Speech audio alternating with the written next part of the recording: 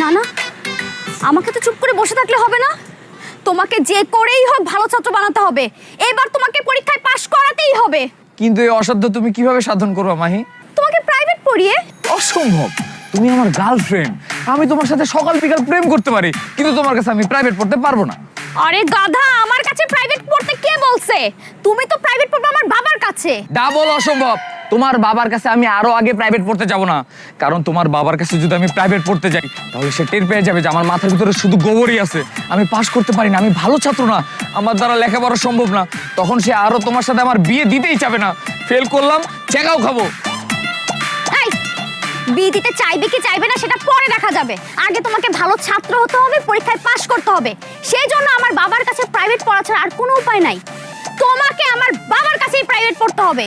ওরে বাবা রে, হবু শ্বশুরের কাছে প্রাইভেট পড়বো, তাকে স্যার স্যার বলবো, এটা কেমন দেখা যায়? আর প্রতি বছর যে ফেল করো সেটা কেমন দেখা যায়? দেখো, তুমি অলরেডি 2 বার পরীক্ষায় ফেল করে ফেলছো, তোমার হাতে আর একবার সুযোগ আছে, এই সুযোগেই তোমাকে ইন্টার পাস করতে হবে, না হলে তুমি পড়ালেখাও হারাবে, আমাকেও হারাবে। কারণ বাবা আমাকে বিয়ে দেওয়ার জন্য অলরেডি ভালো ছাত্র খোঁজা শুরু করে দিছে।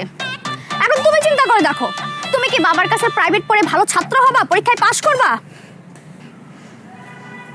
নাকি সারা জীবনের জন্য আমাকে হারাবা?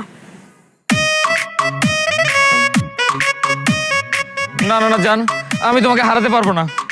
ঠিক আছে, শুধুমাত্র তোমার জন্য, তোমার জন্য আর তোমাকে পাওয়ার জন্য আমি দরকার পড়লে তোমার আব্বার কাছে প্রাইভেট পড়তে রাজি হলাম। যাও।